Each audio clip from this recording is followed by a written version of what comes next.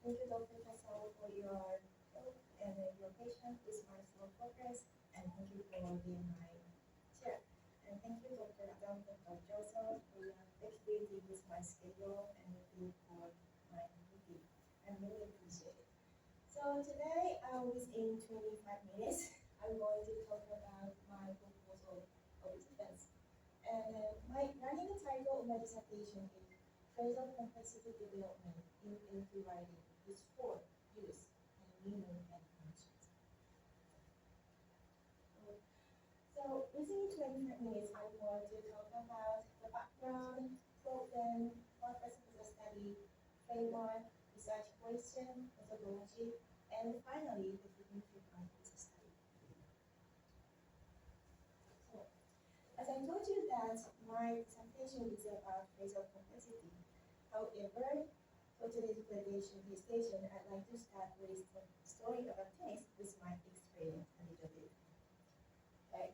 So I was a when I was university in Japan, I was a member of the tennis team, university tennis team, a long time ago. So, and then I always thinking about tennis, and I always found tennis was it was me at the time. I'm kidding. And then so the training and practice were really hard, but I really loved to play tennis. And then so one winter I met a tennis coach. So he was graduated from the same university, and he works as a tennis coach in Japan for a while, and then later in the US. So when I was freshman at the winter, he traveled back to Japan and he held 1 week workshop for us. The things he told us were totally different what we had known before, and totally changed the way we practiced. Then I approached him. I really want to read more. So he introduced me to a tennis club in Tokyo, and I started to go to the tennis club. So once a week, when the tennis team doesn't have practice. Then at the tennis club, like my service was fixed a lot, but they didn't fix my upper shot very much. And then I didn't know that my movement was very stiff, and they said, "Hey Seiko, you look like a penguin," or "No, she's a just broken robot."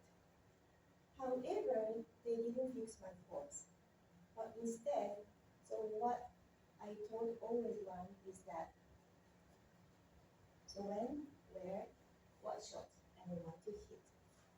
So they always ask me, "Hey Seiko, why did you hit a straight now? Hey Seiko, why did you hit a post now?" But I couldn't answer because I didn't care about that. I'm just focusing on how to hit a speed ball. That was my strength. Then,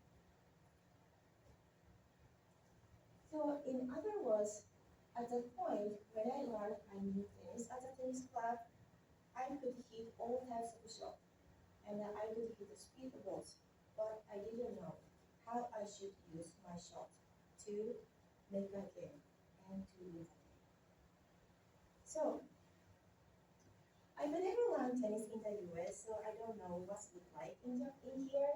But if you learn tennis at the tennis club in Japan, you always start to learn forehand stroke and backhand stroke.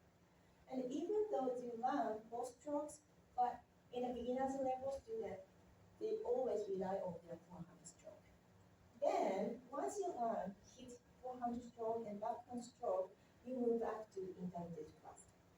There, you learn foreplay and backplay. Then you gradually start to rely on your backhand stroke as well. So once you master your foreplay and backplay, finally you move up to advanced level. And then, so you start to use your backhand stroke more, and also you can hit very hard to the shot. At the advanced level, so you start enjoy playing match with other members using your forehand stroke, backhand stroke, and also a wide variety of shots. However, not all advanced level players understand how to use their shot to make a game and to win a game. So, I'm sorry. And then, so at least, so it means that they don't know how to use their shot to make a game, to win a game. At least it was a case for me. So, so as I said in the beginning, my dissertation is about phrasal complexity development, not about complexity development in tennis. The reason why I studied my story with experience is that I thought that the experience is kind of my interest of research is condensed in my story in tennis. So these two graphs are from Staples et al. 2016 study. So they investigated university students uh, project developmental trajectory of basal structural complexity, syntactic complexity. The first graph is about causal features. So the first level, the first year, second year, third year, and then graduate student level.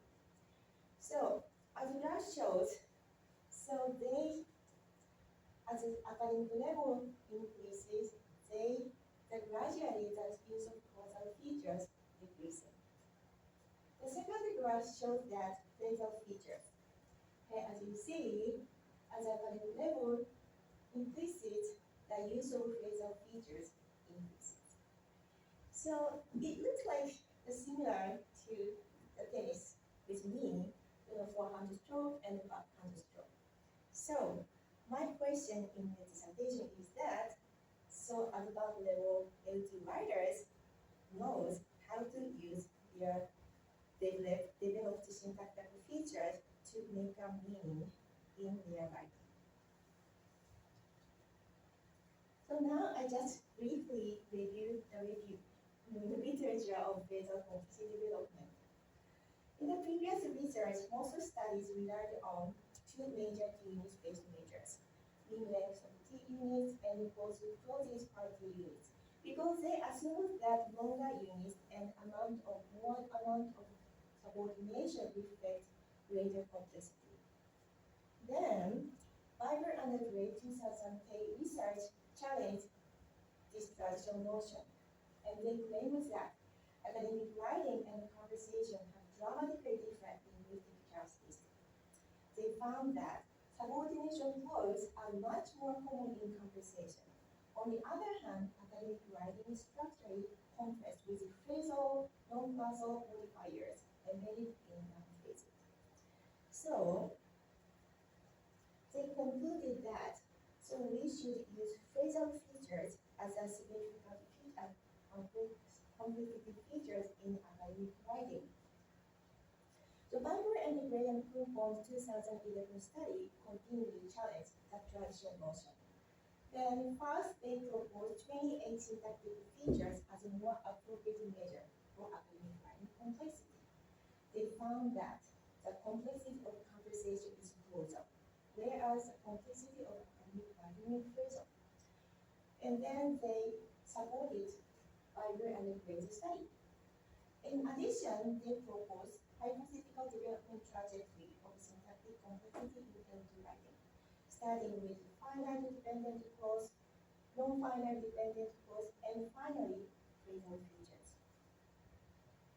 Responding to their studies, Parkinson and Musgrave 2014 and Ansarfar et al. 2018 tested its validity, and they demonstrated that more advanced L2 writers use more phrasal features. And also, Staples et al. 2016 studies confirm even L1 students, university students, increases the use of phrasal features that academic levels increases. So, concluding the literature review so far, phrasal complexity development in L2 writing has been examined and understood from a structural perspective, which focuses on forms and structure of language. However, second language development is more than acquisition of form and structure, and also advanced L2 writing is about more than syntactic competence. So the understanding of phrasal complexity development in L2 writing should not be limited to only the structural perspective of it. Historically, lexicogrammatical change from clause to a phrase like this is used scientific writing by making it possible to classify the experiences, condense information, more than that.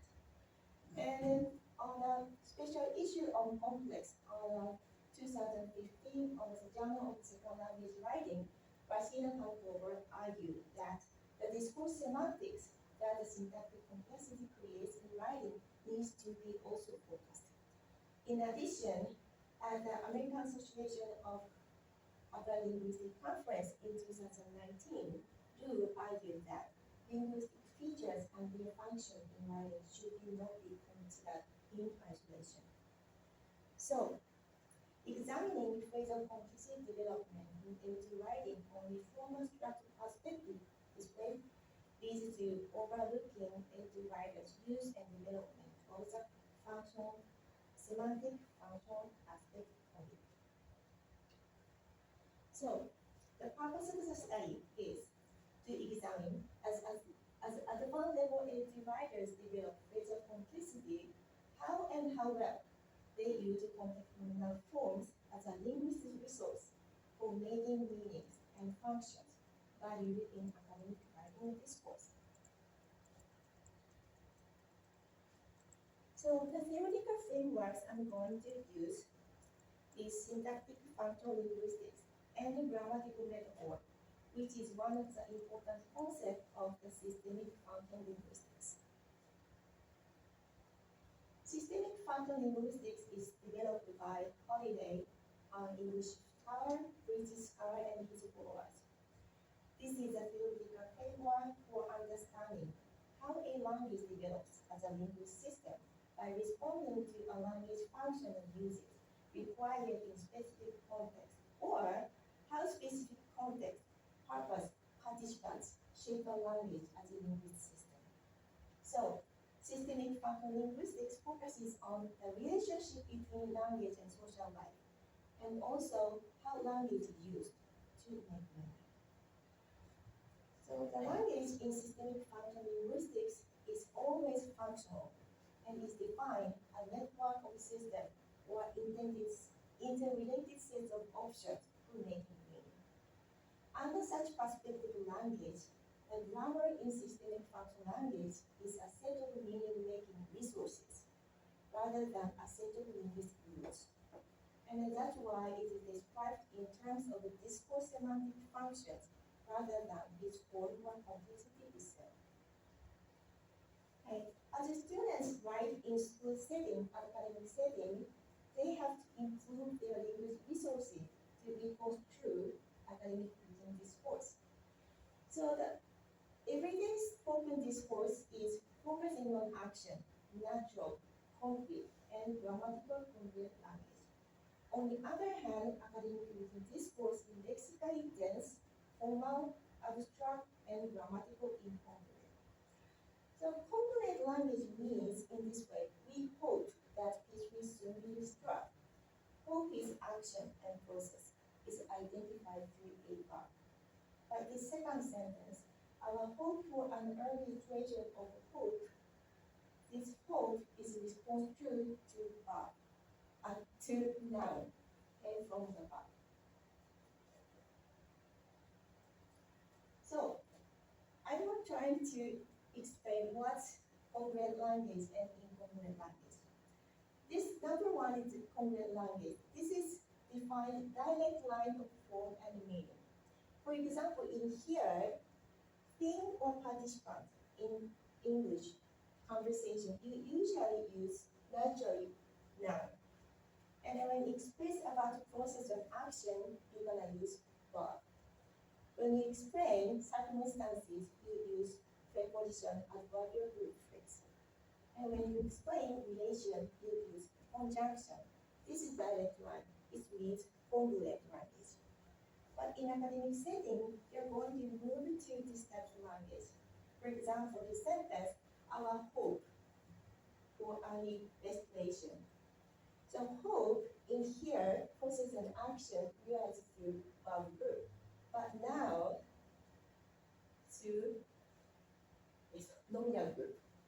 It's kind of indirect relation. Then restoration is verb, is process and action and realized through verb. But in here, it's being construed as noun. So process action realized through nominal group in Korean. And one more thing, we is a participant and expressed through noun. But in here, our hope, another indirect line is created. Participant is possessive. This is congruent language and incongruent language, and this is required in academic writing. So, what is grammatical metaphor actually? So lexical metaphor, one of the very common and famous one in life is journey. Okay? And then multiple meaning are coded in the vocabulary item. The result function is meaning extension. For example, now the meaning of life and meaning of journey is goes into one vocabulary level container. So it means meaning extension. On the other hand, grammatical metaphor, meanings are multiplied coded at the level of grammar. Here. Then mapping of the semantics onto lexical grammar. And then of course the result is meaning extension equals metaphor. Here, the meaning of the thing and the meaning of action and the process go into one container of grammatical container of noun. So it means here is a clausal structure and here is a phrasal structure. So systemic functional linguistics are interested in, is concerned with this language shift, and they are trying to explain the process and also its function in academic language by using grammatical metaphor. Then non-grammatical metaphor is a noun, and we say nominalization as grammatical metaphor. It's not just nominalization. Nominalization in terms of structure aspect is just lexical change. But the grammatical metaphor, nominalization as grammatical metaphor, employ meaning extension. Multiple meaning is going into one grammatical level noun container. And then this is used to make meaning in academic papers. So, Schreckler 2004 study summarized four major functions of grammatical metaphor in academic writing: technicality, reasoning, text structuring, authoritativeness. In other words, grammatical metaphor makes it possible to very complex idea, complex information to easy. And also put reasoning in one clause rather than between two clauses. And also clear text structuring and argumentation. And also possible author's point of view objectively. So, however, Schneckberger pointed out, however, LG writers have a great deal of difficulty with managing grammatical metaphor as a resource for considering constructing academic text. The Lyra 2013 study examined texts from 6 Chinese students, university students, and they examined what meaning their grammatical metaphors make, and how their use of grammatical metaphor contributes to achieving academically valuable text. Then they use 4 distinct patterns of grammatical metaphor through which the function grammatical metaphor is fulfilled. They are anaphoric report plural, elaborated nominal group, cause and effect networks, meaning accumulation. So these studies shows that, and this study shows that there are many wide variety occurrence of grammatical metaphor in the paper. However, the functions are still limited. So these studies show that there is a gap between grammatical metaphors and potential as a semantic resources like this to make academic value meaning in the text and actual use of the grammatical metaphor in writing. So to better understand phrasal complex development in LT writing, investigation should be expanded to meaning functional aspect.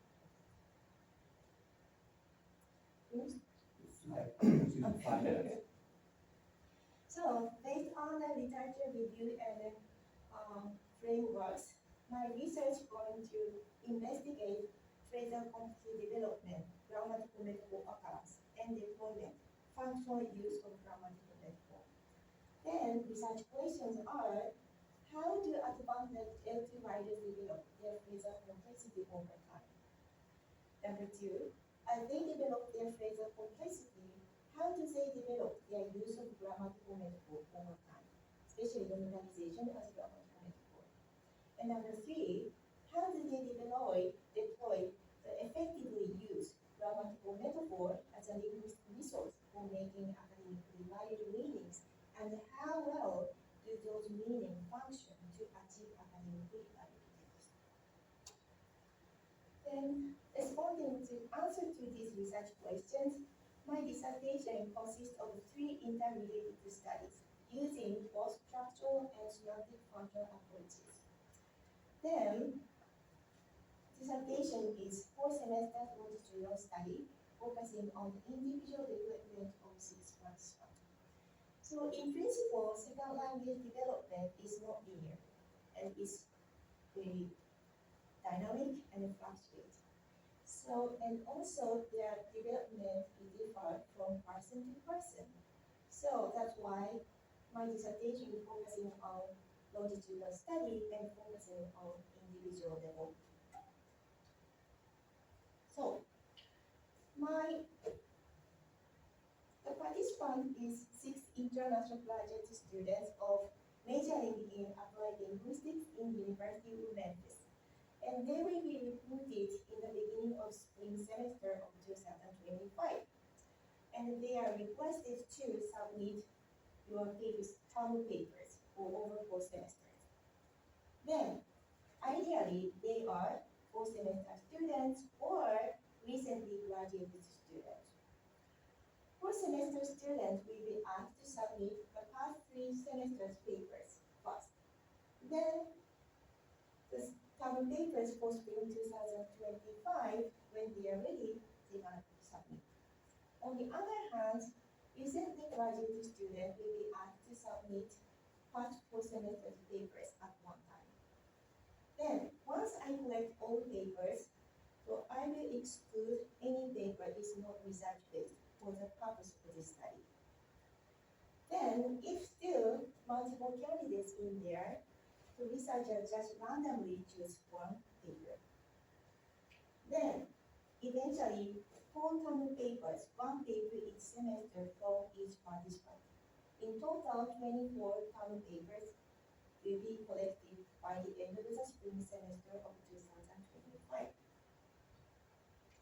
So, study 1 is designed to answer to the research question 1. Then, study 1 will trace the phrasal complexity development of 6 participants over 4 semesters using structural approach and qualitative approach. Stakeholder 2016 33 syntactic features will be used as a framework, so please see the table 1. Then, Nani's multi-dimensional analytical will be used to generate complexity indices. And also finally, the descriptive statistics will be calculated for each measures, and also charts will be created to visualize the changes.